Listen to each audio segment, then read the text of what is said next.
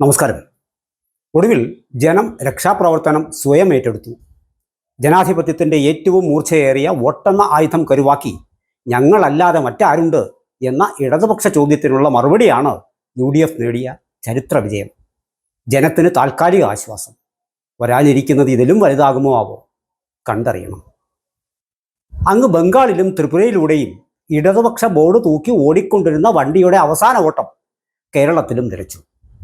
Communist വണ്ടി കട്ടപ്പുറത്തായി. വ്യത്യസ്തതയുടെ ഇടതുപക്ഷ നിറം രാജ്യത്ത് നിലനിൽക്കണം എന്ന അഭിപ്രായക്കാരനാണ് ഇപ്പോഴും ഞാൻ. എന്നാൽ ഇടതുപക്ഷ ചിന്തയെ കണ്ണും പൊത്തി കയ്യും പൂട്ടി അന്ധമായി അനുകൂലിക്കാൻ ഞാനില്ല. ഇടതുപക്ഷ അവതാളത്തിനൊത്ത് തുള്ളിയും കൈയടിച്ചും ക്യാപ്റ്റൻ എന്ന് വിളിച്ചും പ്രോത്സാഹിപ്പിച്ചു കൊണ്ടിരുന്ന മാധ്യമ പ്രവർത്തകരിൽ നിന്ന് വ്യത്യസ്തമായി റൂട്ട് മാറിയും ട്രാക്ക് തെറ്റിയുമാണ് ഇടതുപക്ഷ വണ്ടി ഓടുന്നത് എന്ന് എന്നെപ്പോലെയുള്ള പല മാധ്യമ പ്രവർത്തകരും നിരന്തരമായി ഓർമ്മിപ്പിച്ചുകൊണ്ടിരുന്നു. വിദ്വേഷരഹിതമായ വാക്കുകളിലൂടെ ഇക്കാര്യം ഓർമ്മിപ്പിക്കുക എന്നത് ഞങ്ങളുടെ കടമയും ഉത്തരവാദിത്വവുമായിരുന്നു. പാർട്ടി അടിമകളുടെ സംഖ്യകൾ എന്ന വെളിപ്പേരിൽ കുലുങ്ങാതെ അറയ്ക്കാതെ വണ്ടി കട്ടപ്പുറത്താകുമെന്ന അപ്രിയ സത്യം ഞങ്ങൾ വിളിച്ചു പറഞ്ഞുകൊണ്ടേയിരുന്നു. സൈബർ വെട്ടുകിളിക്കൂട്ടങ്ങൾ ഞങ്ങളെ വട്ടം ചുറ്റി പറന്നു. അരുതാത്തത് സംഭവിക്കാതിരിക്കാനുള്ള ഞങ്ങളുടെ ശ്രമത്തെ ആരും കണ്ടില്ല. പതിവ് പോലെ ഇപ്പോൾ പറയുന്നു, തെറ്റുണ്ടെങ്കിൽ തിരുത്തും പോലും. കഷ്ടം. ലക്ഷണമൊത്ത സഖാവിൽ നിന്ന് ക്യാപ്റ്റനിലേക്കും കാരണഭൂതനിലേക്കും മാറാൻ താങ്കൾക്ക് മടിയുണ്ടായിരുന്നില്ല സഖാവെ. ആനന്ദിക്കുകയായിരുന്നു താങ്കൾ. അല്ലയോ സഖാവെ, ഉത്തമരായ സഖാക്കളെ അല്ല താങ്കൾ സൃഷ്ടിച്ചുകൊണ്ടിരുന്നത്, അടിമകളെയാണ്. ആ അടിമകളാണ് താങ്കളെ ഭയന്ന് താങ്കൾക്ക് വേണ്ടി കീർത്തനങ്ങൾ എഴുതിക്കൊണ്ടിരുന്നത്. അതിൽ താങ്കൾ മയങ്ങി. അരുത് സഖാവെ എന്ന് പറയാൻ അടിമകൾക്ക് ധൈര്യമുണ്ടായിരുന്നില്ല. മലയാളിയുടെ മനസ്സിന് വഴങ്ങാത്ത പലതും താങ്കളുടെ പ്രസ്ഥാനത്തിൽ നിന്ന് ഇക്കാലയളവിലുണ്ടായി. ഒക്കെ താങ്കൾ മുന്നിൽ നിന്ന് നയിച്ചു. മലയാളികളെ സബ്സ്റ്റാൻഡേർഡായി കാണുന്ന പ്രവണതയും സമീപനവും ഉണ്ടാവാതിരിക്കേണ്ടതിൻ്റെ പ്രഥമ ഉത്തരവാദിത്വം CPM-നാണ് എന്നതും താങ്കൾ മറന്നു. പരസ്യ ചർച്ചകളിൽ വരാത്ത പലതും പോളിസി വ്യതിയാനങ്ങളായി ജനങ്ങൾക്ക് മേൽ അടിച്ചേൽപ്പിക്കപ്പെട്ടു. ആഗോള മൂലധന ശക്തികൾ മാരീചരൂപം പൂണ്ട കൺസൾട്ടൻസികളായി മുഖ്യമന്ത്രിയുടെ ഓഫീസ് ഭരണം ഏറ്റെടുത്തു. സ്വാശ്രയ വിദ്യാഭ്യാസ സ്ഥാപനങ്ങൾ വേണ്ട എന്ന് തീരുമാനിച്ചിടത്തു നിന്ന് സ്വകാര്യ സർവകലാശാലകളിലേക്കുള്ള വ്യതിയാനം പോലെ എന്തെല്ലാം. മന്ത്രി പുങ്കവന്മാരെ ബഹുമാനപ്പെട്ട എന്ന് അഭിസംബോധന ചെയ്യണം എന്ന ഉത്തരവ് അങ്ങ് വടക്കല്ല, ഇങ്ങ് കേരളത്തിലല്ലേ ഇറക്കിയത്. ഇഷ്ടനിറമായ കറുപ്പണിഞ്ഞ് താങ്കൾ സഞ്ചരിക്കുന്ന വഴിയിൽ ആർക്കെങ്കിലും നിൽക്കാൻ കഴിയുമായിരുന്നോ? പൊതുയോഗത്തിലെ പ്രാസംഗികനോട് ചോദ്യം ചോദിക്കുന്നതിൻ്റെ തെറ്റും ശരിയും തിരിച്ചറിയാത്ത പാവം ഒരുവൻ നിഷ്കളങ്കതയുടെ പേരിൽ എന്തേലും ചോദിച്ചു പോയാൽ വീട്ടിൽ പോയി ചോദിക്കൂ എന്നായിരുന്നോ പറയേണ്ടത്? ചോദ്യങ്ങൾ ഉയർത്തുന്ന എല്ലാവരും നിങ്ങൾക്ക് ഡാഷ് മോന്മാരല്ലേ? സെൽഫി എടുക്കാൻ വന്നവരെയും മൈക്ക് ഓപ്പറേറ്റർമാരെയും പോലും താങ്കൾ വെറുതെ വിട്ടില്ല. ഇതാണോ നമ്മുടെ തലമുറ കണ്ടു പഠിക്കേണ്ടതും പിന്തുടരേണ്ടതും? ദീർഘനാളുകളുടെ കോൺഗ്രസ് ഭരണത്തിൽ ചെളിക്കുണ്ടായി മാറിയ വടക്കേ ഇന്ത്യയിൽ മുഴുവൻ താമര വിരിയുന്നത് കൊച്ചു കേരളത്തിലിരുന്ന് നമ്മളും കണ്ടതല്ലേ. പൗരത്വ ഭേദഗതി, മുത്തലാഖ്, കാശ്മീർ വിഷയം, വഖഫ് നിയമ ഭേദഗതി എന്നിങ്ങനെ പരിഹാരമില്ല, ഒരിക്കലും തീരില്ല എന്നൊക്കെ ചിന്തിച്ചിരുന്ന പല വിഷയങ്ങളും നിസാരമായി പരിഹരിക്കുന്നതും താമരക്കാലത്തല്ലേ. ഇപ്പോൾ ഇത് വീണ്ടും കേരളത്തിലും താമര വിരിയാൻ താങ്കളുടെ ഭരണത്തിൽ സാധിച്ചിരിക്കുന്നു. കളി തീരാൻ സെക്കൻഡുകൾ ബാക്കി നിൽക്കുമ്പോഴും ഗോളടിക്കാനുള്ള ശ്രമവും കഴിവും ഉള്ളവനാണ് താങ്കൾ. ഭരണത്തിലെത്തുക, ഭരണം നിലനിർത്തുക എന്നത് പാർലമെന്ററി ജനാധിപത്യത്തിൻ്റെ ആത്യന്തികമായ ലക്ഷ്യമായിരിക്കാം. പക്ഷെ അതിനുമുപരിയായ ഉദ്ദേശ ലക്ഷ്യങ്ങളാണ് ആശയപരമായ അടിത്തറയിലൂടെ കമ്മ്യൂണിസ്റ്റ് പ്രസ്ഥാനങ്ങൾ ലക്ഷ്യമിടുന്നതെന്ന് താങ്കൾ മറന്നു. എങ്ങനെയും ഭരണം നിലനിർത്തുക, അതിൻ്റെ സുഖസൗകര്യങ്ങൾ പരമാവധി വീതം വച്ച് ആനന്ദിക്കുക എന്നതൊന്നും വിപ്ലവ പ്രസ്ഥാനങ്ങൾ വിഭാവന ചെയ്യുന്ന ലക്ഷ്യങ്ങളെയല്ല. നിയതമായ ആ പാതയിൽ നിന്ന് വ്യതിചലിച്ചാണ് പാർട്ടി കുറച്ചു കാലങ്ങളായി സഞ്ചരിച്ചു കൊണ്ടിരിക്കുന്നത്. ഉൾപാർട്ടി ജനാധിപത്യമോ വ്യത്യസ്ത ആശയങ്ങൾ പേർന്ന ആശയ സംവാദങ്ങളോ ആഭ്യന്തര ജനാധിപത്യമോ പാർട്ടിയിൽ ഉണ്ടായിട്ട് കാലമേറെയായി. പ്രസ്ഥാനത്തിലും ഉപരിയായി വ്യക്തികളാണ് ആരോപണത്തിൽപ്പെട്ടുകൊണ്ടിരിക്കുന്നത് എന്നതാണ് എന്നെ അതിശയപ്പെടുത്തുന്നത്. വ്യക്തികൾ എന്നത് പോലും ചുരുങ്ങി വ്യക്തി എന്നതിലേക്കാണ് ആരോപണങ്ങളുടെ മൂന ചെന്നെത്തുന്നത്.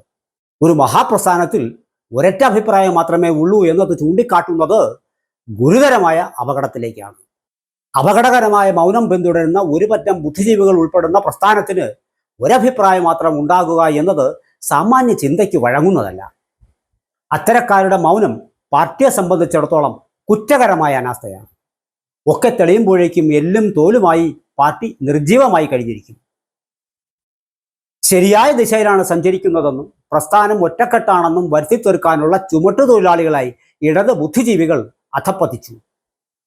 മനസ്സും ശരീരവും പ്രവൃത്തിയും കൊണ്ട് അവർ ദാസ്യവൃത്തി ചെയ്ത് കസേരകൾ കാത്തു. കൽപ്പിത കാരാഗ്രഹത്തിന്റെ കമ്മ്യൂണിസ്റ്റ് തടവറയിൽപ്പെട്ട് സംഘർഷം അനുഭവിക്കുന്ന ഇടതുപക്ഷ ബുദ്ധിജീവികളെ ഓർത്ത് കാലം ലജ്ജിക്കും. ശരീരം കൊണ്ട് പണിയെടുത്ത് ജീവിക്കുന്ന 1000 തൊഴിലാളികൾ കെട്ടി ഉയർത്തിയ ഒരു മഹാപ്രസ്ഥാനത്തിന്റെ അമരത്തുള്ളവരുടെ സ്ഥിതി നാളെ താഴെത്തട്ടിലെ വിയർപ്പിന്റെ മണം പേറുന്ന തൊഴിലാളികൾ അറിയുമ്പോൾ അവർ നിങ്ങൾക്ക് മാപ്പ് തരില്ല. നയിക്കുന്നവൻ സംശയത്തിന് അതീതനാകണമെന്നും കറ പുരളാത്തവനായിരിക്കണമെന്നും പാർട്ടി പ്രവർത്തകരും ജനങ്ങളും ആഗ്രഹിക്കുന്നതിൽ എന്താണ് തെറ്റ്? നിലനിൽക്കേണ്ടത് പാർട്ടിയല്ലേ, പദവിയല്ലല്ലോ. പകലന്തിയോളം പണിയെടുത്ത് അതിൽ നിന്ന് ഒരംശം പാർട്ടിക്ക് നൽകി വിയർപ്പിന്റെ വിലയിൽ ജീവിതം നയിക്കുന്ന 10,000-കണക്കിന് പാർട്ടി സഖാക്കളുടെ മാതൃകാ പുരുഷനായി മനസ്സിലെക്കാലവും ഉണ്ടായിരിക്കുന്നതാണ് അമരത്വം. ആ 10,000 അർപ്പിച്ച വിശ്വാസവും കൂടിയാണ് താങ്കൾക്ക് ലഭിച്ച തുടർഭരണം. പാർട്ടി എന്തു പറഞ്ഞാലും അത് അപ്പാടെ വിഴുങ്ങും വിശ്വസിക്കും ഈ പാവങ്ങൾ. അവരെ വഞ്ചിച്ചുകൂടാ. പാർട്ടിയെ ഒട്ടിനിന്ന് ഒക്കത്തു കയറി പദവികൾ ഒപ്പിച്ചവർ ഐതിഹ്യം വൈകാതെ ഈ പ്രസ്ഥാനത്തെ തള്ളിപ്പറയും. നോക്കിക്കോ.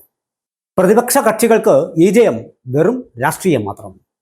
പക്ഷേ പ്രസ്ഥാനത്തിന് ഈ തോൽവി നിലനിൽപ്പിനെതിരെയുള്ള ചോദ്യം ചെയ്യലും കൂടിയാണ്.